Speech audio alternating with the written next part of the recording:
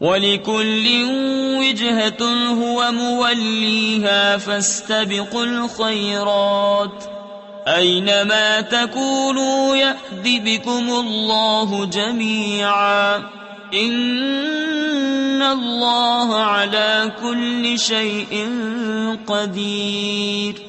وَمِنْ حَيْثُ خَرَجْتَ فَوَلِّ وَجْهَكَ شَطْرَ الْمَسْجِدِ الْحَرَامِ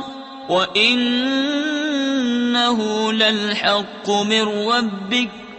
وَمَا اللَّهُ بِغَافِلٍ عَمَّا تَعْمَلُونَ۔ اور ہر ایک کے لیے توجہ کی ایک سمت ہے کہ وہ اسی کی طرف منہ کرتا ہے، تو یہ چاہو کہ نیکیوں میں اوروں سے آگے نکل جائیں،